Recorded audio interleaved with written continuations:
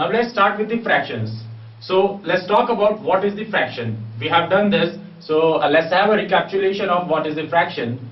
And when we talk about a fraction, we are just talking about a part of something, part of a whole thing. Now this circle is a whole, a complete circle. Now if we want to see the parts, let's say this. So this is the one part and this is the second part. We can say this is the half part of the circle and this is another half part of the circle. So what we are saying? We are saying half. Half means what? When we say half, we say this 1 by 2. Whenever we want to place the half number, half thing in numbers, so we place 1 divided by 2. So if we do this, now we are saying there are 4 equal parts of a complete thing. So when we say 4 equal parts of a complete thing, then we say this is the one thing and we are making 4 equal parts. Initially what we did?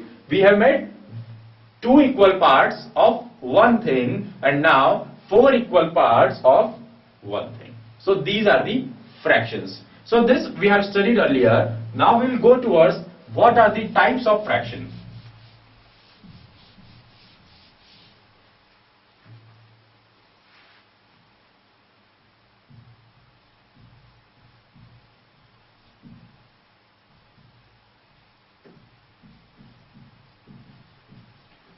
Types of fraction.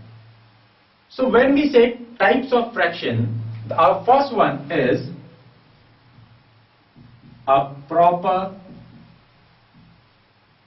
fraction. Now what is a proper fraction? A proper fraction is a fraction where numerator is always less than the denominator. Now here two terms comes up, numerator and denominator. So our first thing is to understand what is a numerator and what is the denominator, then we will go towards the proper fraction. So this is how we write a fraction. This is the way to write a fraction. So what we say this, a divided by b, a upon b, or we say a by b. These are the 3 ways to call it. Now here the thing which is on top, it is known as numerator, and at the bottom this is denominator. This is the numerator and this is the denominator. So this numerator in short can be written as like this, and in short, and this can be written like this. So now again coming towards the proper fraction, what we'll say,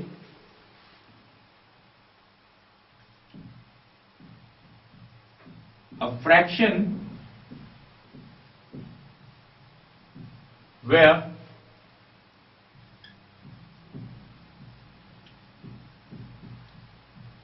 numerator is less than the denominator. A fraction where numerator is less than the denominator, then what we will call this? We will call it a proper fraction. So this is the first one, proper fraction. Now let's have the example of a proper fraction. As we have seen earlier, 1 by 2, half. Half is a proper fraction. Why? See, the numerator is what? 1 and denominator is what? 2. So numerator is less than the denominator, that's why we can say it is a proper fraction. Some more examples like 3 by 4, 5 by 13, 7 by 18. Here all are proper fractions, and why these are proper fractions? Again, numerator is less than the denominator. let's come to the second type, which is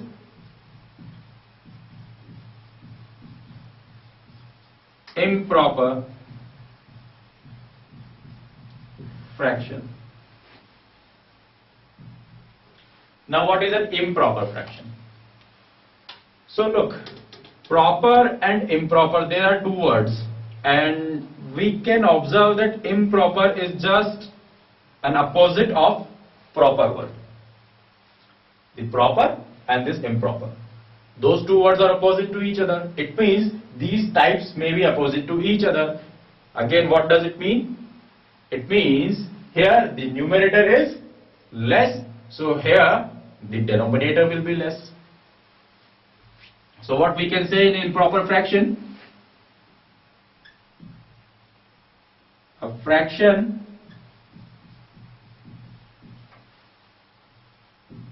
where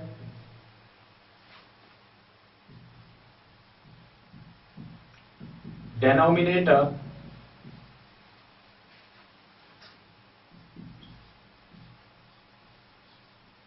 is less than the numerator. It is an improper fraction. So we can have some examples of improper fraction. 3 divided by 2 or 3 upon 2. 18 divided by 7.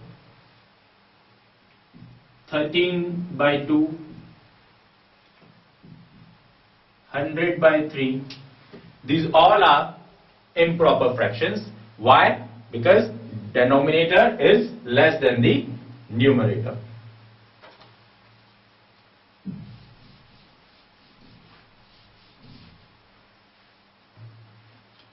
Now the third one,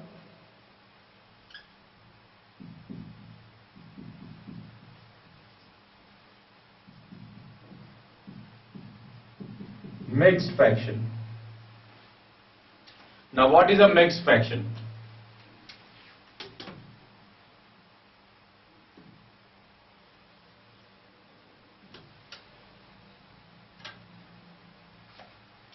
Actually, this mixed fraction is derived from an improper fraction. But how we'll derive it, we'll see. First, let's have this definition of a mixed fraction. It says,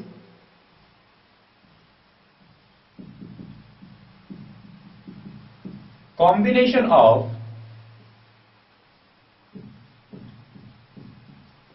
a whole number. Whole number. What is a whole number?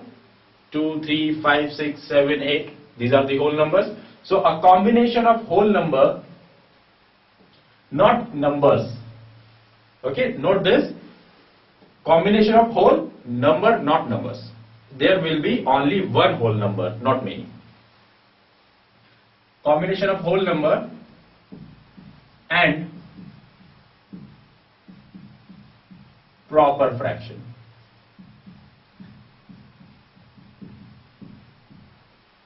So mixed fraction is what? It is a combination of whole number and a proper fraction. So now let's see where it is. This 2, 3 by 5. This is how we write a mixed fraction. Now see, here this 2 is a whole number and 3 upon 5 is a proper fraction. So now what does it mean? Actually, this is derived from an improper fraction. When we have an improper fraction, we can write it in a mixed fraction, and in the mixed fraction we will get one whole number and one proper fraction. How? Let's take 13 by 5. What is a 13 by 5? What kind of fraction is this? This is an improper. Now in this improper, it means 13 is divided by 5. This improper fraction, and what does it mean? It means 13 is divided by 5. Let's divide. 13 divided by 5. What will do? 5 2s are 10. Remainder is 3. Now the division is complete. We have remainder 3. Now how we can write 3 divided by 5 or 13 by 5 is, here the whole thing, it means 2 times the division is completed. So the whole thing will be written. And what is the remaining part? The remaining part is this 3 has to be divided by 5, which is not possible because 3 is the less than 5. 3 is less than 5, so division is not possible. But actually what this complete division is saying, that please divide 3 by 5 now. So if it is not possible, we will write it as a proper fraction, that 3 is divided by 5 and this 2 will accompany this. So 2, 3 by 5. This is a mixed fraction. So here mixed fraction is what? Combination of a whole number and a proper fraction.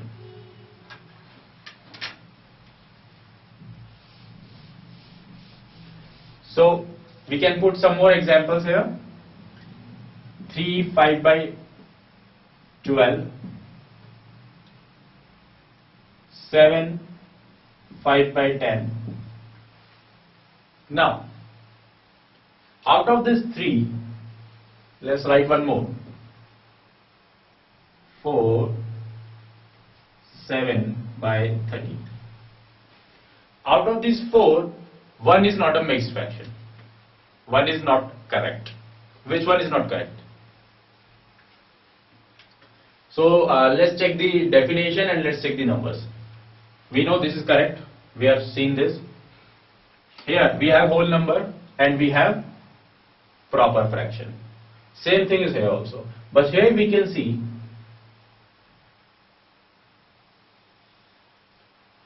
is this 7 5 by 10. Again, the definition says a whole number and a proper fraction. It is there. According to the definition, it is there. But please keep it for further. We will again, after some time in this chapter, in some kind, after completing these types of fraction, we will see what can happen here. 7 5 by 10. So what we'll do, let's keep it somewhere. 7 5 by 10. We keep it somewhere to remember that what can happen with this. So let's move again to the fourth type of fraction, and later on we will see what is happening with this 7 5 by 10.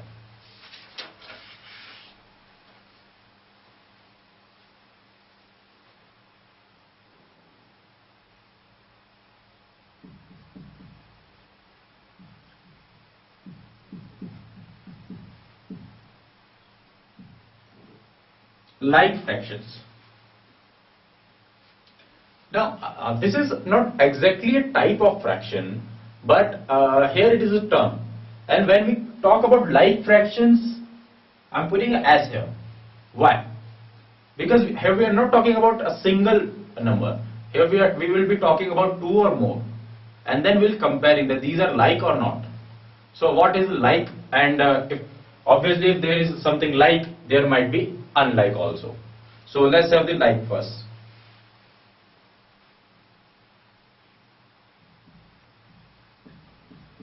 Fractions whose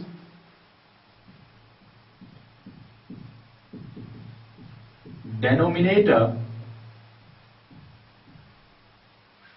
are same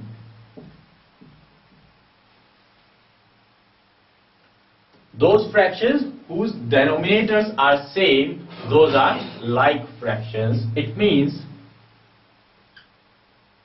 2 by 15, 3 by 15 and 4 by 15 are like fractions. 7 by 10, 8 by 10 and 9 by 10 are like fractions. Why they are like fractions? Because their denominators are same. 130 upon 333, 112 upon 333.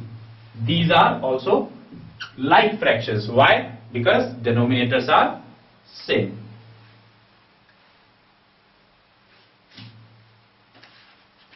So like fractions, and as we have said that if there is something like, so opposite might be possible, it means unlike might be possible.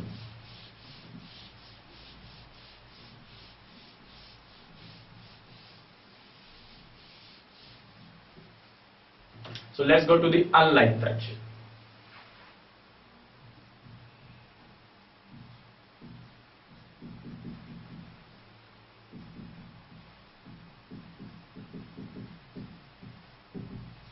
So if we really know what are the like fractions, we can obviously know what are the unlike fractions.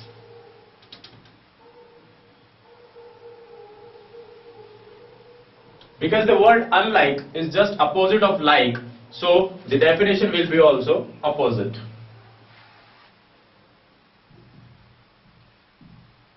Fractions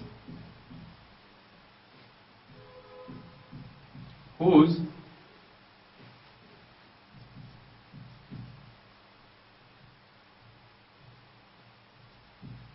denominators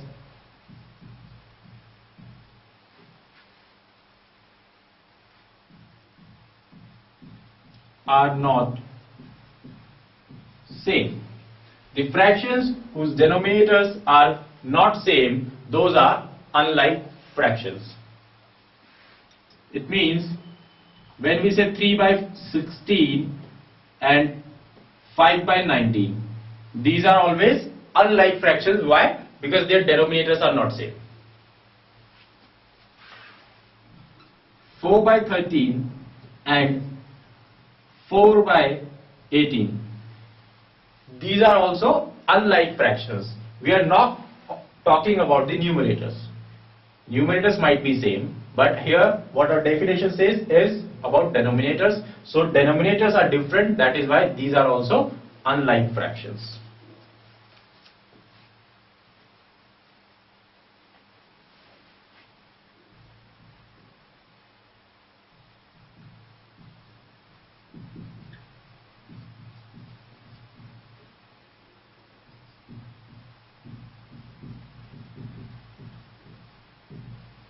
Equivalent fractions. Equivalent fractions means those fractions which gives exactly same meaning, because always a fraction gives a meaning. We say 1 by 2, so 1 by 2 gives you a meaning that half of a part. We say 1 by 3, it means 1 by third of a complete part. So if 1 by 2 is giving you some meaning, might be some other may give you a meaning, same meaning. How? This, what it's saying, half of a part.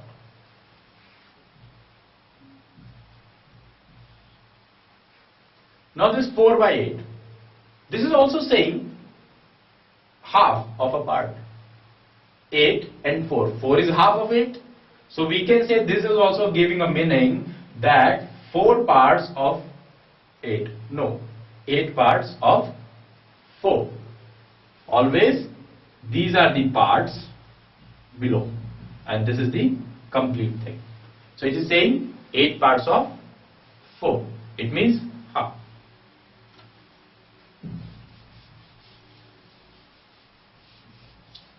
So equivalent fractions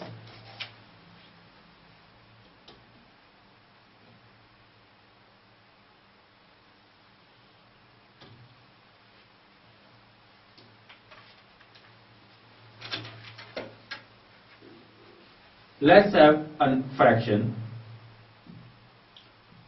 3 by 5.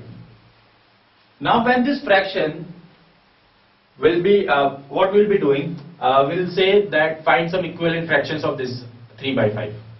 So what we'll do, we'll multiply this numerator and denominator by same number. When the numerator and denominator of a fraction is multiplied by the same numbers, we get the equivalent fraction.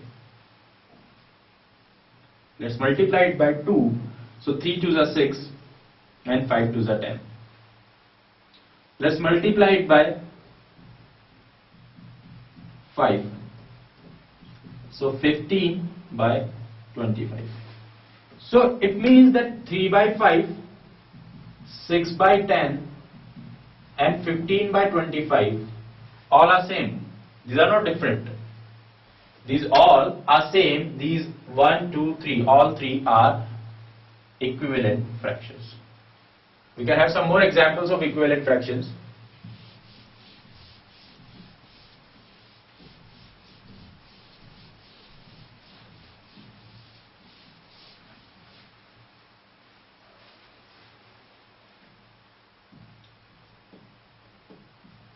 Four by 9 is a fraction. Now we need to find equivalent fraction of this 4 by 9. So let's multiply this 4 by 9 by 2. Let's multiply this 4 by 9 by 3. We can do it with 4. And we can do it with any number. So for a fraction, there may be infinite equivalent fractions. We can find as many as we want. 8 by 18, 12 by 27, 16 by 36. So this, 1, 2, 3, all are equal to 4 by 9 and all are equal to each other also. This 8 by 18 is equal to 12 by 27 is equals to 16 by 36 and is equals to 4 by 9, and you can find many equivalent fractions.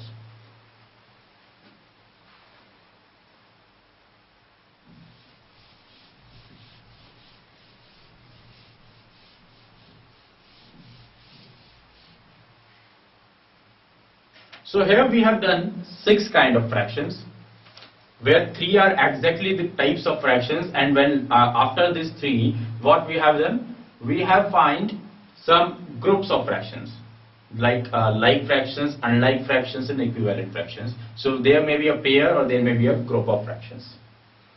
Now a very important thing,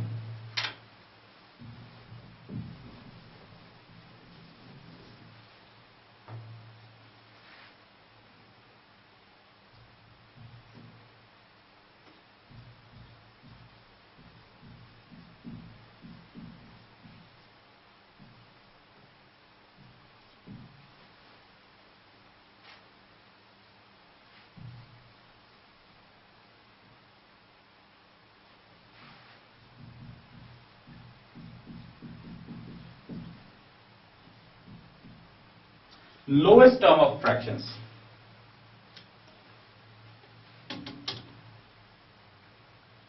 This is the most important thing. What do we mean by the lowest term?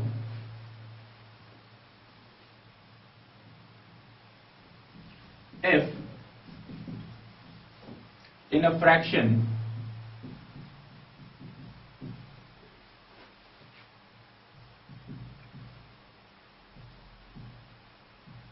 the numerator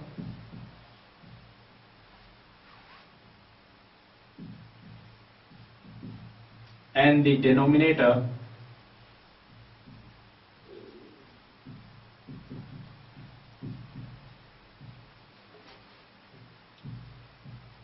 have no common factor,